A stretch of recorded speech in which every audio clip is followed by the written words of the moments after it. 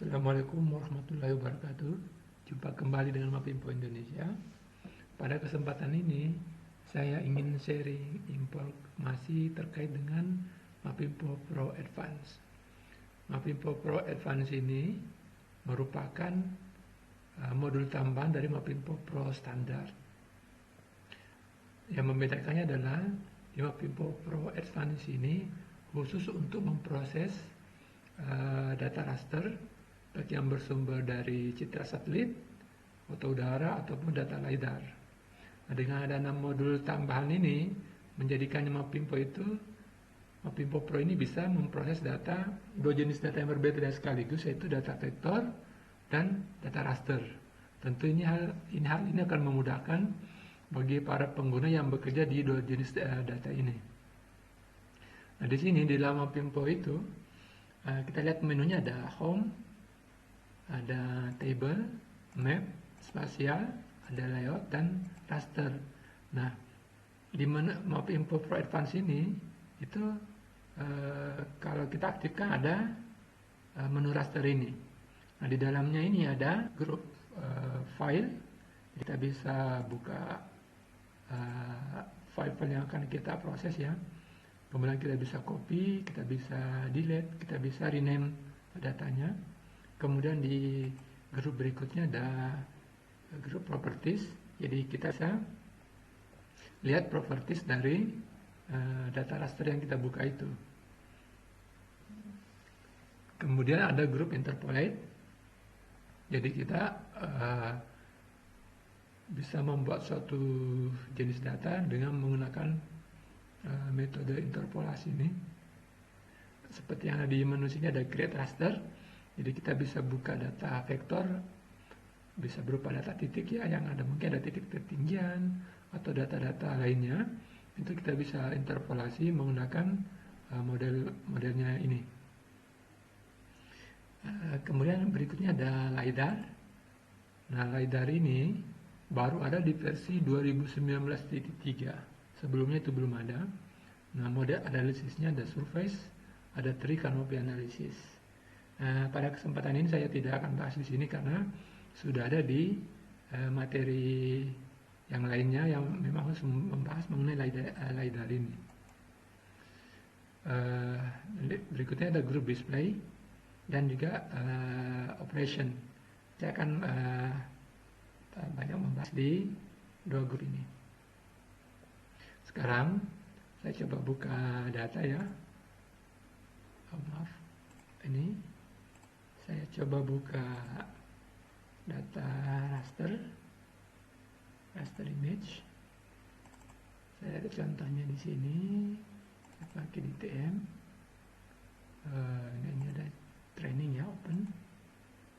Oke.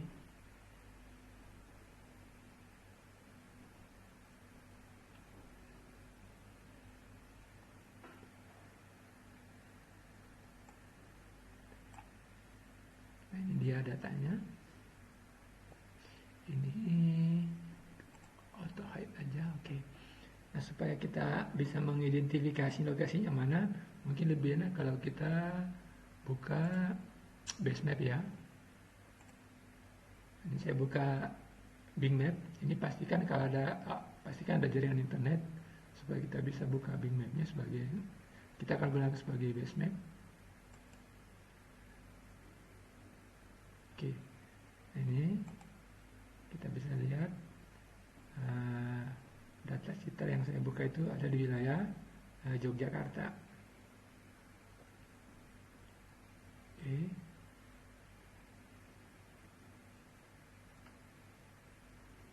Nah, berikutnya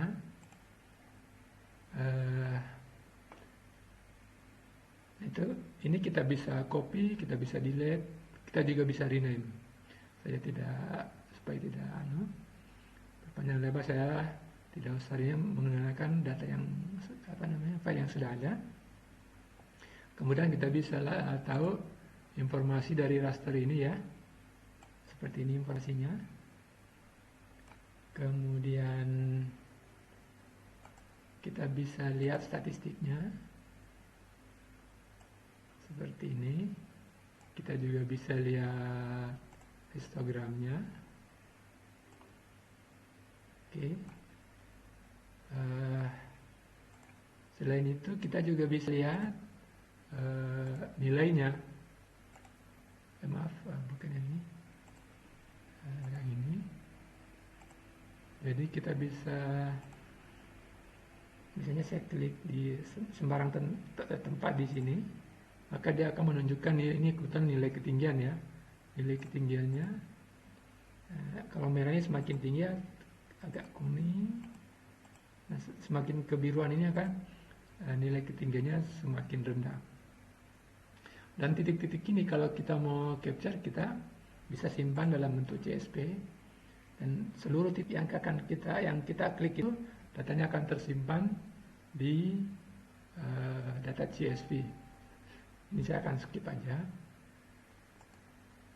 Kemudian kita bisa melakukan modifikasi image registration. Jadi kalau ada data image yang belum diregister, kita bisa lakukan di sini.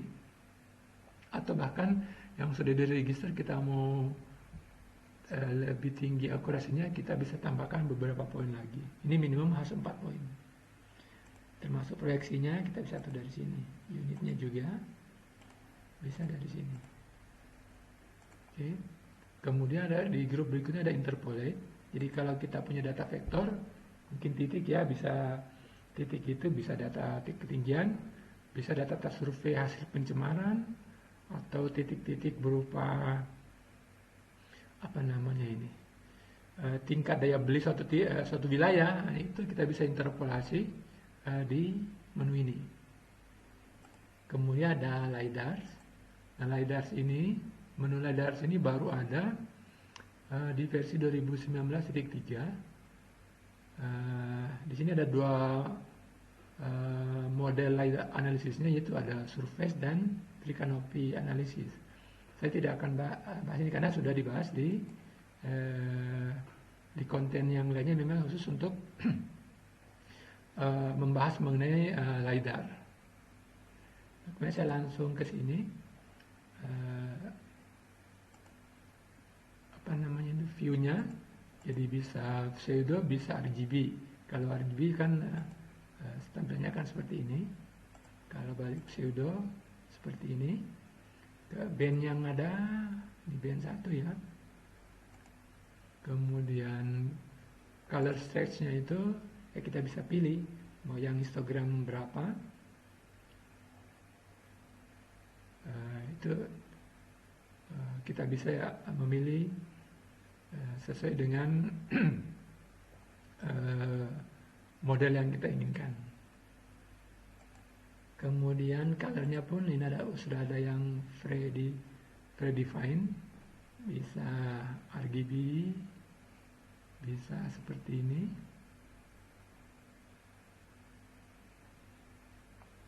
Jadi tergantung mana yang sesuai dengan kebutuhan kita.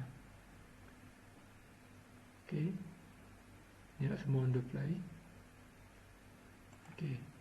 Kemudian ada satu fitur menurut saya ini sangat penting, yaitu hillshade. Hillshade ini untuk kepentingan di bidang pertanian, perkebunan ataupun kehutanan. Ini sangat penting karena terkait dengan pancaran sinar matahari, di mana pertumbuhan tanaman itu sangat terkait dengan pancaran sinar matahari. Nah, coba kita lihat. Oke, supaya saya agak zoom dikit ya. Oke, saya agak zoom, kemudian geser dikit. Oke, nah sekarang hillshade. Jadi kita bisa memodelkan bayangan matahari itu seperti apa. Coba kalau saya hilangkan, maka citranya akan seperti ini penampakannya. Tapi kalau saya aktifkan, akan seperti ini. Highlight dengan sinar mataharinya bisa diaktifkan dan nonaktifkan. Kalau saya aktifkan, kelihatan ada bening-bening di top-top puncak-puncak bukit ini ya.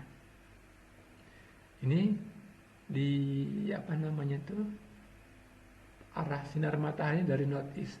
Nah sekarang coba kalau kita lihat dari arah east. Nah berarti kan matahari dari pancaran dari sini, nah, arah apa namanya itu, bayangan mataharinya itu akan seperti ini. Nah, coba kita lihat di west. Nah, bayangannya pindah ke sebelah sini. Nah, artinya apa? Untuk para insinyur pertanian bisa menggunakan model ini untuk mengoptimumkan pertumbuhan tanaman. Mungkin juga di bidang konstruksi bangunan-bangunan tinggi itu untuk mengatur pencahayaan juga bisa memanfaatkan fitur ini. Nah, selain itu kita juga bisa lihat kombinasikan dengan sudut kemiringan matahari ya. Kalau 15 derajat seperti apa? Kalau 30 derajat, 45 derajat, ini on the fly langsung berubah ya. Seperti ini. Kalau 90 derajat seperti apa? Nah, ini udah bisa dimodelkan di Mapimpo Pro Advance ini. Berikutnya, raster kualitasnya juga bisa kita atur. Ini tentu disesuaikan dengan aplikasi yang akan kita gunakan. Tentu semakin halus rasternya, maka size image-nya juga akan semakin besar. Nah, selanjutnya saya masuk ke raster operation ya. Itu kita bisa convert. Di raster yang sekarang kita buka ini kita bisa convert. Ini kita bisa convert MRR. Ini adalah format yang ada di Mapimpo Pro Advance. Ini cukup kompresi cukup bagus sehingga file dengan ukuran yang besar pun bisa dikompres sehingga lebih kecil dan tentu tingkat pemrosesannya akan lebih cepat. Oke. Kemudian ada fungsi clip. Jadi kita bisa motong wilayah mana aja yang kita yang kita inginkan di sini. Nah, sebagai contoh saya akan ini poligon ya. Dan saya sudah coba bikin kotak yang saya inginkan. Oke, di clip. Oke, proses. Nah, itu yang tadi yang kotakan yang saya inginkan nih. Kemudian ada line, ada resampling, ada merge. Jadi kita bisa merge dua atau lebih dari data raster. Kita juga combine, reproject. Kemudian ada rasterize. Jadi kalau data vektor baik berupa garis atau polygon itu kita bisa rasterize.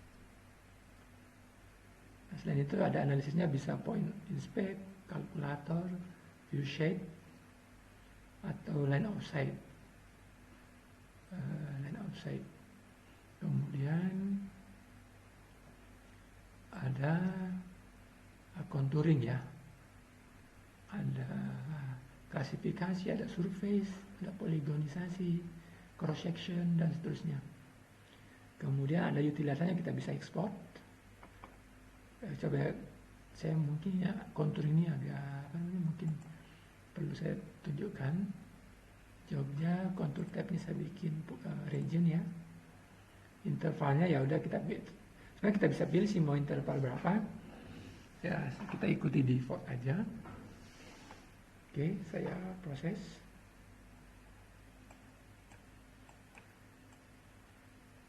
Ya, biar nimpa yang sudah ada sebelumnya. Ini proses yang terjadi, kita bisa lihat progresnya ya, di sebelah kiri ini.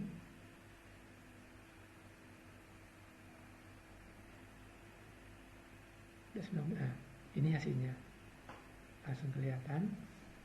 Kemudian berikutnya saya bisa contouring, saya bisa bikin polygonize. Jadi dari raster ini saya bikin polygonisasi. Misalnya saya pakai yang klip ya, yang kotak klip, polygonize, oke, proses.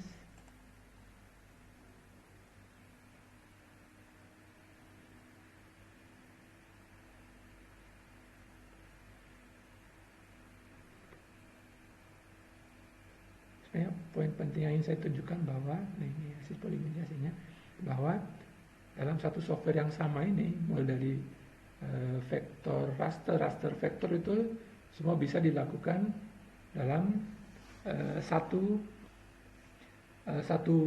software yang sama. Jadi tidak perlu keluar masuk software yang lainnya. Oke, lanjut. Ini karena kebanyakan biar nggak bingung ya, tutup dulu sebagiannya.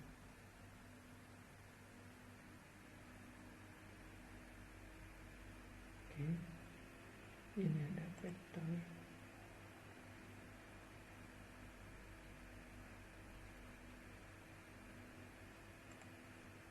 Oke, nah berikutnya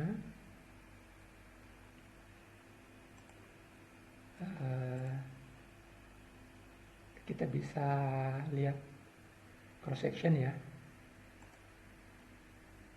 Ini misalnya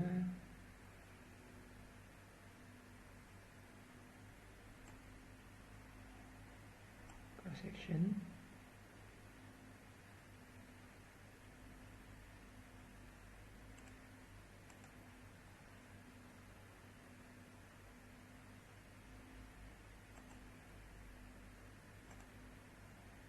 Berhubung saya nggak aktifkan ininya, bentar, saya aktifkan dulu datanya. Oke, ini close, saya close. Oke, ini ada menu interaktif, saya pakai interaktif aja ya. Cross section dari sini misalnya, saya mulai dari titik ini kemari. Nah, kita bisa langsung lihat prosesnya kalau di sini kemari atau dari sini kemari. Oke, ini bisa langsung interaktif, kelihatan profilingnya. Ini para engineer untuk melihat topografi permukaan itu, terus ini bisa sangat membantu. Ya. Line offset bisa dilakukan. Kemudian di sini ada utilities ya. Utilities kita bisa ekspor datanya, data yang ada itu.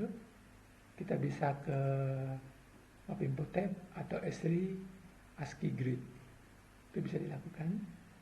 Kemudian juga bisa export image-nya. Export image-nya itu bisa bintang.bil ataupun BIP, BSQ, TIFF, atau MRR. Output file rasa yang bisa diproses. Kita juga bisa import ASCII, kita juga bisa fitur raster dan warp image. Jadi ini adalah sekilas informasi yang ingin saya sampaikan terkait dengan Mapinfo Pro Advance ini. Nah, dengan adanya fitur-fitur ini, tentu di industri kayak industri telekomunikasi ya, itu bisa lebih memudahkan untuk planning tools, mengetahui coverage, untuk simulasi dengan coverage-nya mereka. Mungkin industri-industri lainnya mungkin seperti di pertambangan, baik batu bara, perminyakan, tambang emas dan mineral-mineral lainnya juga memang bisa memanfaatkan fitur-fitur ini. Demikian informasi sekilas yang saya ingin sampaikan pada kesempatan ini. Atas perhatiannya terima kasih. Wassalamualaikum warahmatullahi wabarakatuh.